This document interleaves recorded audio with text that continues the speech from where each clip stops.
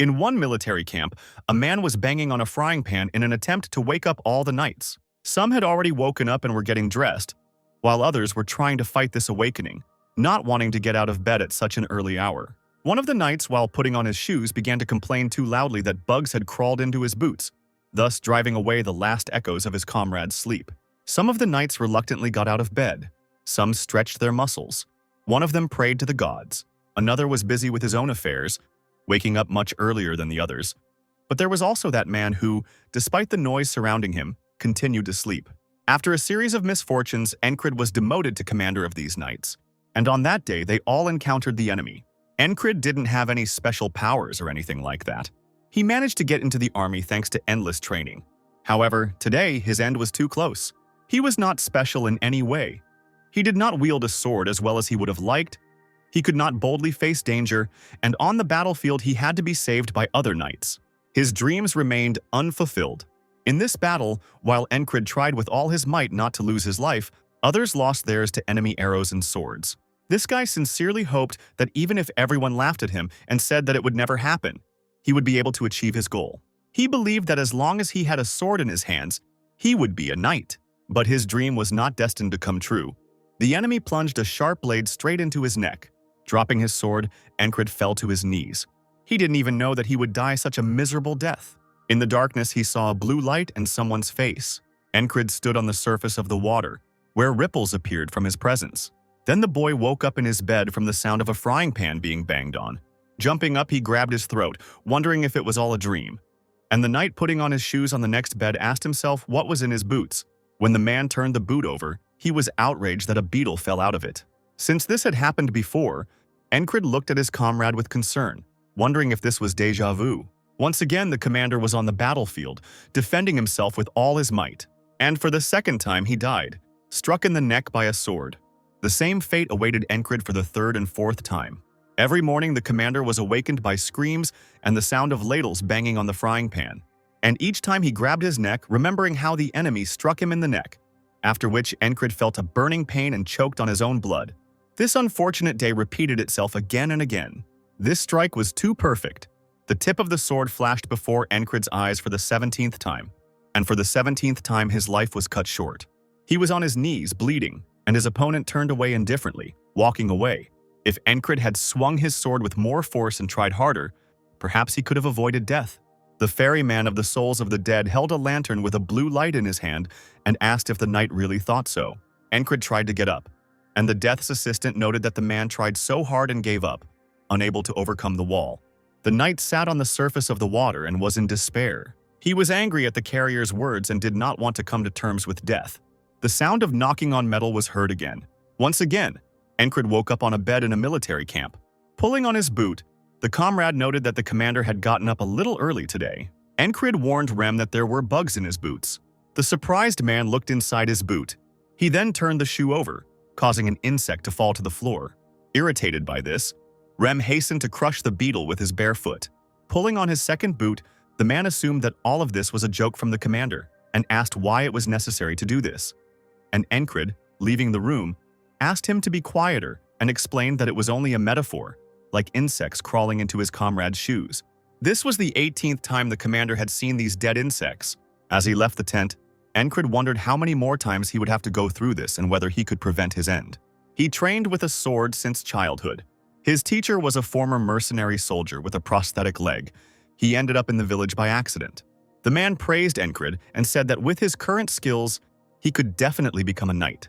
This is how the boy's dream was born. Encrid wondered if he could really become a knight. Will he be able to single-handedly deal with 1,000 and turn the tide of battle as an invincible hero? He wanted to become a knight who would end the war, whom people would call the Knight of the End. The guy believed that the main character of this wandering artist's song was him. Encrid decided to leave his village and become a knight, but in the future, he was ridiculed. While drinking alcoholic beverages, the men discussed how the new guy had fallen and how he had dreamed of becoming a knight at a time when he himself was afraid of mongrels. They believed that the guy was not even fit to be a mercenary. Encrid was sitting to the side at that moment, bandaging his wounds. He had left his native land and joined this squad, after which he realized that his talent might not have been so special. At that time, he felt it was too early to give up just because of one mistake. The guy was sure that hard work would pay off one day. He believed that since he had no talent, with time and effort he would overcome everything. He gained experience and earned recognition from those around him for his strength and endurance. He became stronger and was confident that he could become a knight. But this firm hope was shattered into small pieces. A child from the village where Encrid was staying challenged him to a duel. He was 12 years old and he had taken up the sword 6 months ago. Encrid had rubbed his hands raw, trained for over 10 years, and yet he looked so pathetic in front of this boy. Kneeling and writhing in pain, the commander wondered if it had all been in vain, and that nothing could be done. But despite this, Encrid did not give up his dream of becoming a knight. Everyone around him could humiliate him and say that it was pointless. But the guy slept and ate several times less than the others in order to train with all his might in his free time. He did it over and over again. Due to the lack of opponents, Encrid struck the trees with his sword. So the guy trained day and night, not missing a single opportunity. He continued to do this even though he was very tired. Through exhaustion, Encrid raised his sword and struck again. And one day he decided that even if he did not become a knight, he would at least be an experienced soldier. So 3 years later, Encrid ended up in the Cyprus Division, which consisted of 4 platoons, 4 companies, under which there were 4 detachments. The guy became the commander of the so-called second-rate squad. It was the best he could get after endless training. Being an ordinary soldier was better than a wandering mercenary. Coming out of the tent, Encrid turned to Jackson, who was sitting next to her and sharpening his knife. With a hint of displeasure, the soldier asked what the commander wanted. The commander asked his comrade to take over his shift today. Jackson stared at Encrid, wondering whether to agree to this. Rising to his feet, he said that the commander was owed. As Jackson walked away, Ram noted that the guy had the habits of a wildcat and pointed out the way the soldier looked at his commander. Ignoring this, Encrid turned to Rem, who asked if the commander really wanted to drop something on him too.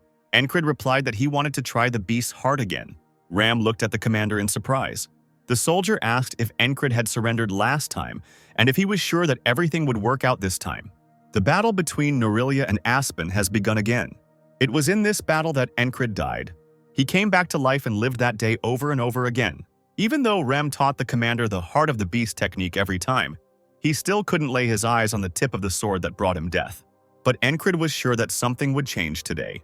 On this battlefield for the 21st time, everything was supposed to be different. The commander knocked one of the opponents down, but another was already approaching him. However, after so much time, Encrid learned everything. He knew he should have dodged the spear behind his back. Then, from the blow of the guy behind, something else bad was also supposed to happen at this moment. One of the squad members, Val, was fighting very close by and was soon to die. No, he could have already died from the arrow flying towards him. However, Encrid managed to arrive in time, and the arrow flew to the side, hitting his shield. Turning around, a shocked Val asked what just happened. And at that moment, an enemy was flying at the soldier from behind, raising his sword above him. Val wouldn't have been able to react to this in time, but that wasn't necessary because Encrid was still nearby, having cut off the enemy's head. Finally, the commander's actions worked. Even though he had previously blocked the arrow, Val was still dying because of the attacker from behind. The first goal was accomplished for today. However, there is still one obstacle left, and now it was killing another soldier. The knight plunged his sword into his opponent's chest without a trace of regret and then pulled the blade out roughly, spraying blood. Every time it ended with this man with a burning, bloodthirsty gaze. This knight heading towards Encrid has already thrust his sword into his neck 21 times. The commander held his sword in front of him, ready to fight again. The enemy knight rushed towards Encrid with a wide smile, who was confident that he would be able to survive today. The commander recalled his training, recalled how Rem, throwing and catching the hatchet, said that Encrid closed his eyes in the face of danger. With a jerk of his hand, the soldier brought the tip sharply closer to the commander's goal. As usual, dumbfounded, Encrid closed his eyes, and Rem explained that the commander there would quickly die on the battlefield. The soldier advised the commander to be braver, not to panic and not to get lost, to become someone who had no idea what death was. He said that being like the beast was the heart of the beast, and now again the tip of the sword was approaching Encrid. However, now, surpassing himself, the commander did not close his eyes. He thought about the heart of that very beast that was not afraid of death. Encrid wondered if he himself now feared this death. The man came to a negative conclusion, deciding that death made him stronger. The blade should have gone straight for the commander's throat, but he still managed to avoid it. This result made Encrid's heart beat faster. Today, the commander finally managed to dodge this knight's attack. Encrid moved forward and found himself behind the knight. The opponents turned to face each other and decided to attack simultaneously. However, the knight turned out to be faster than the commander. His sword pierced Encrid's neck again. Spitting blood and grinning, the soldier fell. And so the commander found himself on the water's surface in front of the boat in which Karen was meeting him. The carrier noted that the guy was trapped in this endless day and he was in pain. The commander was in despair, and Karen suggested that he get up and get into the boat, accept his weakness, and calm down. However, Encrid was not going to accept his fate. The grinning soldier announced this, insulting the soul ferryman. The commander saw the tip of the enemy's sword with his own eyes and managed to dodge, and this meant a lot. One of the soldiers habitually banged on the frying pan. Encrid rose from his bed, and Ram noted that the commander had woken up early today. Filled with determination, Encrid moved forward step by step and was about to fight for the 22nd time. Once again, a fierce battle ensues. People rush at each other and try to somehow defend themselves, but death still gets to them. On the 33rd time, Encrid could clearly see the blade. The commander dodged before the enemy's sword reached him. However, the knight was too fast. In the end, Encrid continued to suffer defeat. He fell to the ground, sprinkling it with his blood. And from the cut rope on his neck, a blue medallion framed in silver flew off. During his time as a mercenary, Encrid took on several orders to destroy monsters. It wasn't that he was obliged to do them. He just stumbled upon a random village where he was asked for help. The reason why the commander decided to help them was because he dreamed of becoming a knight, and protecting the weak was a knight's duty. Putting something into the boy's hand, the old man said that his village was poor, so this was all they could offer their savior. This was the same blue amulet with silver. It was a ridiculous reward for Encrid risking his life. Then the old man said that this amulet would reward him with what he so desperately prayed for. Now, being wounded, looking at the amulet, the commander assumed that perhaps this thing was what made today repeat itself over and over again, just so that he could become a knight.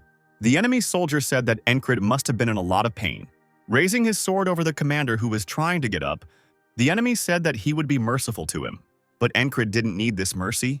He knew what a disgusting person stood before him. A man who enjoyed killing others. The one who brought Encrid back to the beginning of the day. And then the metallic ringing dispelled the sleep again.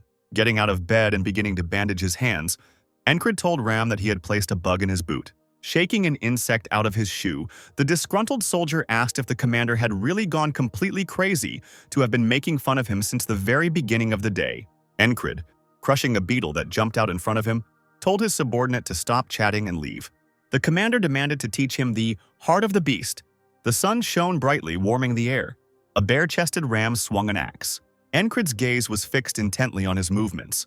The commander was able to avoid a side attack from a gun that passed within a millimeter of him. He was also able to successfully avoid the blow from above. Encrid's reaction puzzled Rem. The soldier asked how his heart had become stronger, and the commander replied that he had trained, but the subordinate found it hard to believe because it was not something that could happen so quickly. But Ram did not know that it had already happened more than 10 times. The soldier said that there was no chance that his family's secret technique would be taught to anyone else. Encrid agreed with this, because it was a feeling he learned from death. The commander asked what was so important about it. Maybe he learned it by accident. Suddenly, Encrid froze in place, thinking about something. He then suggested that the soldier have another sparring session. The corner of Ram's lips lifted and he replied that it sounded interesting. Encrid knew that even if he mastered the heart of the beast, he would simply be killed if he couldn't strike back. One attack after another, the commander continued to simply avoid. As he struck again, Rem asked how long Encrid was going to dodge. The guy dodged the next attack too. The only technique Encrid currently possessed was the sword technique of the mercenary Valen, an anomalous technique created by a mercenary known as Valen. Some people spoke badly of her and called her a petty trick, but still, among what Encrid had, this technique was the most worthy. Rushing towards the enemy, Ram said that the commander's lower body was too weak. Pulling his elbow back, Encrid got into a fighting stance. Seeing this, Rem became wary and took the enemy more seriously. Trying to repeat the blow of the knight who was killing him over and over again, Encrid lunged. However, Rem easily knocked his sword out. While spinning, the weapon flew too far. Encrid was surprised that he was able to imitate the villain's blow for a moment. Since he had died from the knight's blow dozens of times, his body remembered it. Scratching the back of his head, Ram said that there should have been a little blood from it, a statement that puzzled the boy. The soldier explained, "Of all the blows you showed me, this one was the most dignified, so it should be like this." with a little pressure, understand? Yes, your hand was bound to bleed. Rem noted that Encrid doubted himself too much. The commander said that this attack could not be failed and asked what he should do after it was blocked. The soldier replied, "You should think, I can't escape this," and say, "Now you're going to die," which will convince you not to lose your grip on the sword. As Encrid looked at his hand, he thought that although Rem had explained it poorly, he seemed to understand what was being discussed. There was a difference between Encrid's blow and that knight's blow. The commander had no confidence in his sword. He must have struck with the intent to kill. Thinking about this, Encrid made another lunge with a shout. His sword was knocked out of his hand again. Before my eyes, there was always a knight who said that he would be merciful to the commander, after which he pierced his opponent again. Encrid was sure that even one step forward, no, even if only a quarter of a step, he would advance. His attempts to survive still ended in death. On both the 111th and 123rd day, the enemy knight killed Encrid, saying that he would be merciful to him. On day 124, the commander continued training with Rem. The soldier parried Encrid's thrust again. However, this time the sword did not fly out of the guy's hand. Rem asked if the captain had gone crazy. Encrid's hands were so exhausted that blood was gushing from them. The soldier asked why the commander was laughing like a madman. Encrid was glad that he had finally mastered his enemy's strike. Now he himself attacked the enemy, a little faster, with the intention of killing. He lunged, but the sword only slid across the helmet. After this, the enemy again injured Encrid's neck. The commander's first attempt to attack failed, but he promised himself he wouldn't blink. He promised that he would not lower his sword. Everything that happened, from every blow of their swords to this maneuver, it was all in Encrid's head. Stepping on the commander's chest, the knight said again that the boy must have been in a lot of pain. Again, the enemy raised his sword over him and said that he would be merciful. But with his next words, Encrid puzzled the winner. He declared that he would definitely kill the knight tomorrow, and it was all in his head. Smiling broadly and grinning, the enemy said that there was no tomorrow for the dead, and then pierced Encrid's chest. The amulet was once again working as it was supposed to. The beetle, trying to overtake the commander, was crushed by a boot. Holding onto the hilt of his sword, Encrid explained that he had seen the insect crawl into Rem's shoes. The soldier thanked him for this, and Encrid replied that if Rem was grateful, then he should have taken on the duties of the security commander himself. The surprised soldier wondered why the commander was ordering him so habitually. Today was the 125th day, and the guy decided to better prepare for the fight. So he turned to the guy with red hair who was wiping his face with a towel. He asked this big-eyed guy to get him armor, a shield and a dagger, promising to pay for them later, which the guy didn't like too much. Encrid quickly walked away, and the guy shouted after him that he would believe him only because he was the boss, and explained that he usually did not provide such services. And Rem, who approached him, asked if the commander had been so impudent with his subordinates before. Sitting nearby, Jackson noted that they always dumped their tasks on the commander and called them weaklings, which somewhat angered Ram, who began to make threats. 2 more soldiers approached them, one of whom said that he was sending his blessings to his comrade, and Rem thought that the commander really was acting strangely. Encrid wasn't usually this tense. The commander felt incredible pain every time he died. He wondered what would happen if he could never win even after 1,000 or tens of thousands of tries. What happens if he doesn't find a way to avoid the blow and survive? Should he go to sleep and wake up tomorrow, or will he still wake up in this day? Now he was stronger than before, which could well be a reason for joy. But this choice was not for him. Encrid had to get past this wall. He had to learn how to strike, so he practiced his attacks on a tree. Encrid had no intention of giving up his dream. Before the battle, he donned the armor provided by his comrade and took up a shield. He was given a blessing, and he had to move forward. People blew horns to announce the upcoming battle. Encrid's squad was also preparing for this battle. The men were stretching their muscles and bandaging their hands. And so a fierce battle began, where no mercy could be expected. Encrid, a man with no skills, was able to survive this battle thanks to 3 things. It was preparation, luck, and calm. On the 46th day, the commander's shoulder was broken by a spiked mace. On the 47th day, he turned to avoid a mace, but someone smashed his head. Encrid learned to dodge in order to kill his opponent first. On the 71st day, the soldier cut off his leg, so he could do nothing to this man. On the 89th day, his head was split open by someone throwing an axe. Encrid knew that if he left the enemy alive, he would hinder him in the battle with the main enemy, so leaving him alive was not an option. The commander had been practicing throwing weapons for countless days, so it wasn't difficult. After all this, Val found himself right behind the commander. The man saved his subordinate from an arrow and from an attacker from behind. Then came a sniper called Hawksclaw, but Encred had no time for him. It's time to hit the wall. Here, Encred and the enemy knight stood opposite each other again. Without a moment's hesitation, the enemy attempted to strike. However, the commander stopped him with his shield. Dodging and striking alone did not give Encred any chance of winning. In front of him was an ordinary soldier, but even so, the knight was strong, almost at the level of a gifted one. When the commander stopped the next attack with his sword, the enemy thought, "It looked like he was attacking me," but instead, he simply blocked the blow. Encred guessed that the man lacked experience in real combat, so he was easily surprised. And it was at that moment that the commander hit his opponent with his head. Mercenary Valen's sword technique, with its many variations, was effective against him. The knight began to miss attacks, trying to defend himself at least with his hand. Raising his sword back, the commander jumped towards the enemy. The knight, not at a loss, also tried to strike, making a lunge. However, the tip of the sword could not reach Encred's neck. By inertia, the enemy moved forward, and the commander found himself behind him. The angry knight, with bloodlust in his eyes, turned sharply to Encred. Then he made another lunge, the deadly one. Now the commander knew everything about this strike. Confident, Encred decided to parry the attack. When the enemy's blade touched the commander's sword, it shattered into pieces. At that moment, an archer was aiming straight at Encred. Then he released the bowstring, and the arrow headed towards the target. The shocked knight dropped the rest of his sword. Encred was confident that he had finally won. Lightning fast, the arrow covered the distance between them, approaching Encred from behind. However, she was unable to reach the commander's back. It was broken into two parts by a hatchet thrown by Rem. Now it was Encred's turn to kill his opponent. An angry Ram screamed that he would kill this claw, and Jackson said that it was too late, and there was no point in wasting his energy. The knight's neck was bleeding from the sword thrust into it. Now it was not Encred who had to come to terms with death, but his opponent. The other soldiers were still fighting each other. Breathing heavily and sweating, the commander loomed over the defeated man. Still alive, the exhausted knight knelt and grinned at Encred. He saw the soldier raise his sword. At this point, the commander said that he would be merciful to the enemy, after which he swung his sword and cut off the knight's head. A wide smile of joy appeared on Encred's face. Finally, he was able to break through this wall. But in the end, everything turned out to be much more complicated than the soldier thought.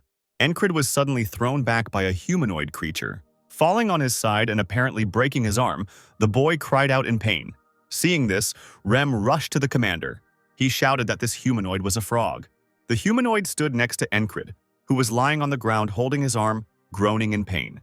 The frog had put in a lot of effort to raise this knight, and now this creature could not believe that someone like the commander had managed to defeat him. Without saying anything, Encred continued to grunt and grin. Wishing the soldier's death, the humanoid swung at the commander. However, Rem stood up to defend him and knocked the weapon away. Then the subordinate struck back, but the frog warrior was able to stop this.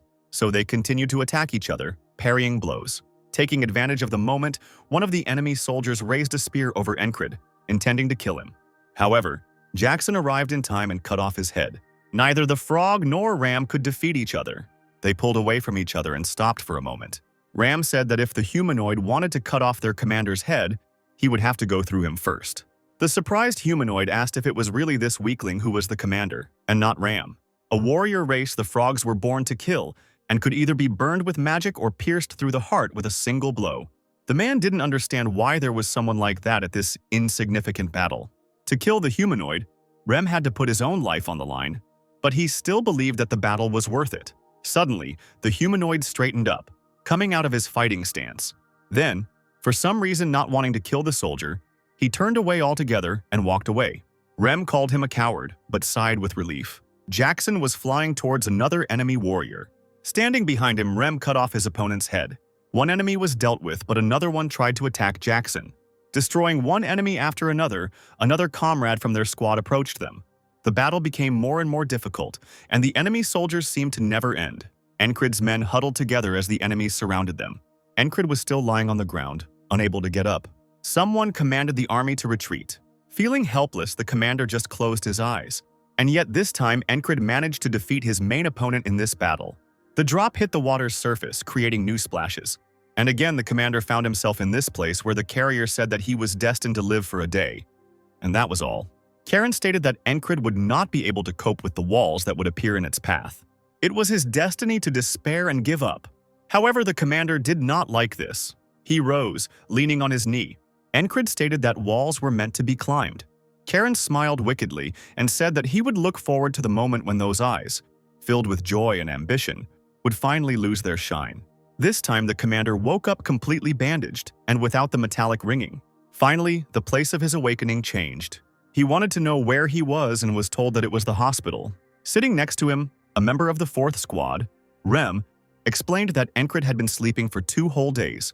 He also said that he saved the commander from that damn frog and asked if Encrid remembered it too. As the man sat up, he felt a pain in his chest and thought that it was amazing that he survived, since there was this frog at the end. The soldier explained that the commander's bones were not broken, although they said his head was shaking badly, so he asked if his comrade remembered him, his best friend. Encrid replied to the noble hunter that he never said they were friends. At that moment, Rem covered Encrid's mouth, demanding that he remain silent. He looked around to see if anyone else in the room had heard it. Rem explained that just because it was a secret of someone Encrid had nothing to do with, didn't mean the commander could just blab about it. And the boy, pushing his hand away, asked him to decide whether the subordinate was his best friend or someone Encrid had nothing to do with. A new day came after today. The commander still managed to survive. The red-haired boy, a member of the 4th Squad, Kreis, demanded that the commander return him 3 times as much and asked if he knew how much the soldier himself had spent to get the commander to this place. And Encrid had previously been surprised why an ordinary soldier like him, who would have simply gone to the tent himself, ended up in the infirmary. The commander noted that Kreis seemed to be nowhere to be seen during the battle, as always. Smiling good-naturedly, the soldier replied that he would give Encrid a special discount, and just for him, so the man could simply pay double the amount. It was already getting dark, and the sky above the hospital was turning crimson. The commander was visited by a member of his squad, Jackson. Relaxing on the bed, Encrid asked what happened, if he had business with him. Then it was worth starting to talk. Then the soldier silently threw a round box to the commander. As he left the tent, the man said to apply it twice a day, morning and evening, and not to ask where he got it from. Inside the jar was the ointment that Jackson used, which seemed strange to Encrid since this soldier was someone who didn't like to share personal things. Even later, the commander was visited by a sorrowfully crying Auden. Such a presence, filled with sadness, brought discomfort to Encrid. He suggested that the soldier just leave, since he was not dead yet. Finally, night came, but Encrid still did not sleep. The commander tried to understand what was happening, whether the members of the detachment were really working in shifts after all this, when they were busy with their own affairs. Closing his eyes, he assumed that his subordinates might be worried about him. Another member of the squad entered the room, pulling back the curtain and biting into an apple. But what he saw here surprised him a little. Ranga asked why the commander was in the infirmary. Without waiting for an answer, he headed back, waving his hand at the commander. Range, as usual, didn't give a damn about anything.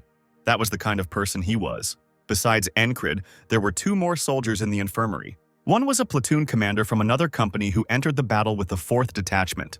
The other was a soldier whose name the commander did not know and who spent his time forever staring into space. He looked like a man of low rank, so Encrid wondered how he got to this place. Their attention was drawn to the unexpected guest. It was a fair-haired elf dressed in armor with a sword on her belt. She asked who was the commander of the 4th Squad. Encrid was surprised by this, not understanding why such a girl was looking for him. One of the men was amazed that a fairy appeared before them. She asked what group he was from, and the soldier replied that he was Vergens, commander of the 3rd Platoon, in the 2nd Company. The girl asked if this was really how their company taught them to declare their race when meeting their superiors. The man lowered his head and asked for forgiveness. Encrid assumed that this fairy was the new commander of the 4th Company. Then he replied that he was the commander of the 4th Detachment, 4th Platoon, 4th Company. The girl explained that people said he worked well with difficult squad members, so she expected his assistance. Then the fairy turned around and walked away, and the guy was surprised that she came here just to say that. But then the girl suddenly stopped. The new commander asked who the 3rd soldier in the infirmary was. Nervously, he replied that his name was Krang. Encrid felt like the man had just made up that name. His behavior in front of the company commander was simply terrible. Encrid wondered if this man was a nobleman. The fairy only remained silent, giving Krang a gloomy look, after which she simply left the infirmary room. Encrid looked after her with some doubt. The dark night was driven away by the sun rising from behind the mountain. Encrid clenched and unclenched his hand, from which the bandages had been removed, checking its functionality. Most of the pain was gone, and now he could put strength into his body, which meant he should start training. As the commander began to put on his shoes, Vergens asked where he was going, and the boy replied that he was going to the training area. Calling him an idiot, Vergen said that he acted so cool when he was just a low-ranking soldier. Krang, as usual, did not say a word. The sun made the metal of the blade shine. Encrid needed to remember the last battle.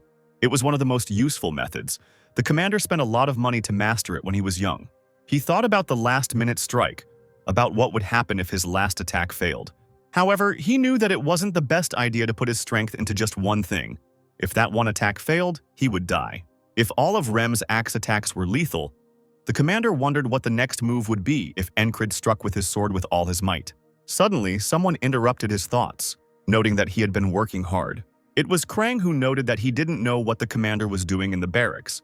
His hands were twitching all the time, and now he was just here. Encrid explained that he did this to train his grip strength, and he repeated the battle. The soldier asked why this was necessary, and the commander replied that he did not want to screw up. Krang asked what would happen next, whether Encrid wanted to become someone while keeping his life. Encrid thought about who he wanted to become. As soon as he voiced his dream, the people around him immediately burst into laughter, a dream he had already satisfied with his low talent. But the man never stopped carrying it out. Raising his sword to the sky, Encrid nevertheless voiced that he would like to become a knight. In Krang's eyes, one could see surprise, and perhaps even admiration. Encrid admitted that it was the first time he had seen someone who didn't laugh after his words. Rising to his feet, the soldier said he had simply forgotten, but suddenly remembered something. Heading in the opposite direction, Krang said that after looking at the commander, he understood what he needed to do. This was the first time Encrid felt supported. Krang said, "If you become a knight, remember my name, friend."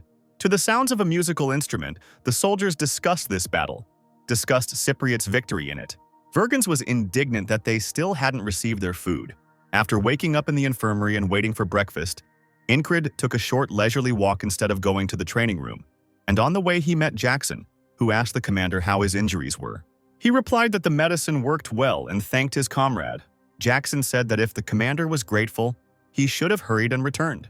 Night fell, and the darkness in the hospital room was dispelled by the weak light of candles. As he lay down in bed, Krang wished Encrid good night. Wishing the same for the soldier, the commander decided to go to bed early. At that moment, Vergens, who was already trying to sleep, demanded that they shut up. This day turned out to be a day of idleness for the commander. Early in the morning, he woke up to the sounds of contentment and realized that the wandering minstrel had come to them again. The commander wondered why this man was here a second time if he needed to travel. Vergens was again indignant. Why they didn't bring breakfast? Did these people really plan to eat everything themselves and feed the wounded with the leftovers? Encrid was unhappy that the soldier was so damn loud and said the same thing as yesterday. And at that moment, he realized the catch. These guesses caused a cold sweat to appear on the commander's skin. Walking through the camp, he again ran into Jackson, who asked how his wounds were. The commander answered him the same as last time. His comrade's answer also did not change. Now Encrid was sure that it was the same day as yesterday. He remembered Karen saying that another wall would stop him, so he should try to survive. The commander assumed that he had died in his sleep without even noticing it. This time he died more hopelessly than when he received the sword blow, and this made the commander feel terrible. Another test made him more determined. A weak candle flame flickered in the dark room. Lying on the bed, Encrid wondered who killed him and how. The enemies had to go through all their defenses to get to the infirmary, which meant that only knights could do it. However, this was unlikely, so the commander assumed that there was an assassin hiding among them. He knew the location of the infirmary and was skilled at hiding his presence. He was someone who was a professional in covert assassinations. The fairy's quiet, light step was ideal for stealth assassinations. Encrid assumed that the reason the new company commander came that day was to gather information. The boy needed to see his killer to confirm his suspicions. There was only one entrance to the infirmary. The soldier could prevent his death by screaming and waking the others when he saw it. He lay on the bed and tried not to close his eyes even for a millisecond, setting his goal to wait for the assassin. But suddenly something thin pierced his neck. He became nervous, realizing that it was a poison dart. Groaning, the commander tried to grab his wound. With great difficulty, the soldier was only able to roll out of bed. He could neither move nor speak. It was a powerful, paralyzing poison, and now the commander knew exactly how he died without even realizing it. The other soldiers in this chamber were not spared either. Vergens was also killed with a dart. There was a man in a robe standing above Krang, mentally insulting the killer and holding his neck. Encrid tried his best to keep his head up so he could see what was happening. Krang was in a deep sleep and heard nothing as the assassin raised his sword over him. His eyes opened only after the tip pierced his chest. Encred was angry to see his comrade's life drained away, but the commander could do nothing about it. Then the fabric of the tent was cut by the sword of another man in a robe. The killer was calm, which meant that he did not work alone, and the one who entered was his accomplice. The man's head was pressed to the ground, but he could still look at these people. The second assassin had blonde hair, pointed ears, and a sword with a hilt that looked as if the tree itself had wrapped around it. This served as proof of Encred's suspicions. One of the killers was indeed a company commander. Playing the liar, the minstrel asked the soldiers who the hero of the battle was, and they exclaimed that it was Cypriot. Encred sat on the bed, leaning on his knees, the same morning repeated 3 times in a row. The commander didn't sleep a wink, but still couldn't sense the alien presence. Even if he managed to stop the killers, he would have to immediately face the company commander. The man was overcome by a disgusting feeling of helplessness. He felt the same way a few days ago, on those same recurring days when he had to fight with the knight on the battlefield, suffering defeat. But despite this, in the end, it was Encred who won. The commander was confident that he would definitely be able to find a way if he did not give up. After some thought, the man tore the blanket off Vergence. The soldier, dissatisfied with this, shouted and asked if the commander had really gone crazy. Encred realized that he had probably been mistaken in thinking that the assassins had already infiltrated the base by this point. He decided that he should have checked outside, and a disgruntled Vergence asked the madman if catching cockroaches with a sword was really part of Encred's stupid training. The man grinned and said that it suited him just fine, since Encred was a failed soldier. The commander replied that he did not know that Vergence was so worried about him. The man, indignant, explained that it was sarcasm. But he didn't realize that Encred's answer was also completely saturated with sarcasm. The soldier was demanding that the commander finally leave the infirmary since he couldn't stand him. Krang entered the tent and asked if they had been arguing again. He also asked if he should have come later.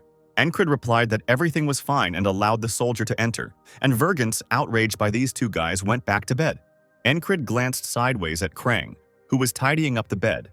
Considering how closely the assassins were watching this guy, the commander was sure that he was their target. This soldier was acting strangely, and Encred wondered who he was. The commander didn't want to get to the man if he himself didn't want to tell anything. Encred had no intention of acting like those crazy soldiers in his unit. But thanks to this soldier, he was drawn into the murder, so he decided to ask directly. Encred asked Krang who he was. The guy turned to him and confused him with his silence.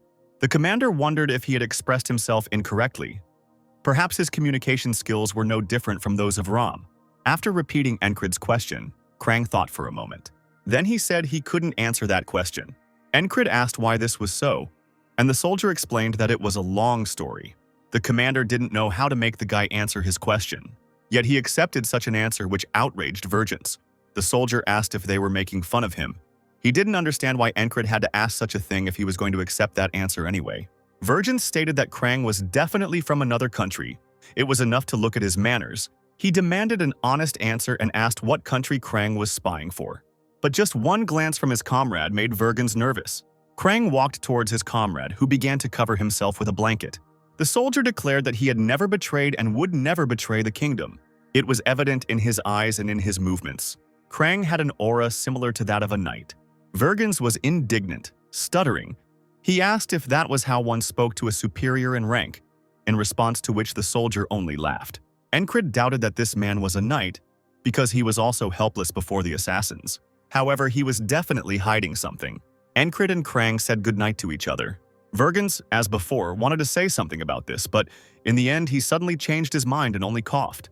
Since Vergence was unusually quiet, the commander realized that Krang had scared him. Then his gaze fell on the entrance to the infirmary. He knew that if the assassins had broken in, the soldiers would all have died. Encred rose from his bed, which puzzled Vergence. The soldier asked what the commander was doing instead of sleeping.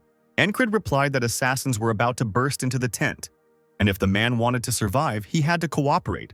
Vergence looked at the commander doubtfully. Turning away and settling down more comfortably, he said that the commander must have gone completely mad. Krang was completely calm and did not pay attention to this conversation. However, this was exactly the reaction Encred expected. Suddenly, someone outside the tent asked how the commander had noticed this, after which the tent fabric tore and Encred's neck was wounded. He couldn't understand when the assassins managed to get close to them. After Encred, the killer wounded Vergence in the neck, who didn't even have time to get out of bed. He then jumped on Krang and immobilized him, piercing him through the chest. And again, Encred failed to do anything. Now the fourth morning of the same day had arrived, and since there was no evidence that the killers would come, he could not get help from Vergence and Krang, so he decided to report everything to the leadership in order to get reinforcements. However, the management did not believe this either, and only threatened him. Then Encred thought that perhaps he could predict when the assassins would attack and scream before anything happened. Crouched at the entrance to the infirmary, the commander wondered whether he should shout now or later. Finally, the soldier decided that it was time and tried to scream, but suddenly a blade passed through his neck. Blood gushed from his throat, preventing the man from saying anything. These assassins were too fast. The commander could not get help from others, so he decided to catch the killers by surprise before they did anything. However, it was difficult to fight an enemy you didn't even see. While he was unable to even see them, they saw everything. It was clear that until Encred could avoid their poisoned darts, he would die without the ability to do anything. Here comes the 20th morning of repetitions. Encred was unhappy that he couldn't do anything at all. However, he still did not lose hope. The commander thought that he had died only 20 times. First, he had to figure out a way to dodge the poisoned darts, and then figure out how to deal with the rest. A quicker way to avoid attacks than their eyes could detect was Jackson. Encred asked Ram why Jackson was called a perverted wildcat. The soldier was surprised by this question, and the commander explained that this is what everyone in his unit called this guy. Ram replied that Jackson was a fucking dirty pervert. He never fought the enemy directly and preferred to stab them in the back and run away. The soldier asked if it reminded Encred of a perverted wildcat. Believing that this soldier could easily defeat the killers, the commander again came to Jackson, who asked if his wounds were okay. However, Encred knew that he could not take him with him because he did not have enough authority. Even if he could, he would have to climb that wall himself. In that case, he himself decided to become Jackson. Turning to the soldier, Encred asked if someone like Jackson were to stab him in the back, what the commander should do to prevent it. After thinking about it, the guy replied that he didn't even know that, because no one had ever survived his ambush. This answer stunned the commander, and his enthusiasm sharply diminished. The commander looked intently at the soldier, and Jackson realized that they would not leave him alone. The soldier rose from the box with a sigh. He said that Encred needed eyes in the back of his head back then. The commander did not understand this statement. Life in the military camp was in full swing, and Encred asked what kind of eyes on the back of his head his comrade was talking about. Jackson then asked if the commander had seen the cart behind the tents. Surprised, Encred couldn't understand how the soldier managed to notice something so far away. He wondered if Jackson really did have eyes in the back of his head. With his eyes closed, the soldier said that she was about to fall apart. Then a wheel actually bounced off the cart and a man fell off it.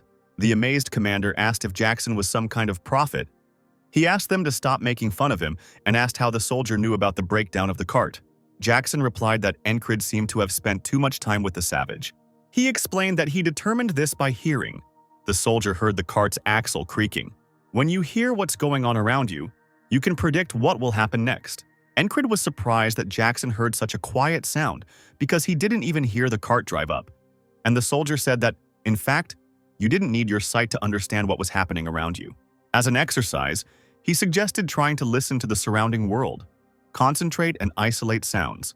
Encred noted that Jackson explained it well, and before it seemed to him that the soldier was too lazy to even answer him normally. Jackson explained that he wasn't lazy, but it was better than having his commander following him around. Lately, it seemed to him that Encred would stop at nothing, and now that ill-fated night has come again. The commander lay on the bed with his eyes closed and tried to listen to everything. He stood before the second wall in the form of a faceless death. He had a chance to survive if he could feel her. Encred heard the usual footsteps that belonged to the patrolmen and the crackling of torches. But the assassin's approach was still out of his reach. Encred was still tormented by the question of where the killer was. It seemed as if the assassin moved silently. The dart was again thrust into the commander's throat. It was obvious that he had failed. Encred didn't move a single step, but his body remembered everything clearly. It remembered the learning experience, the beast's heart, and the lunge. Jackson explained that a lot of information could be gleaned from a single sound, depending on how loud it was and where it was coming from, allowing one to determine the location of the target.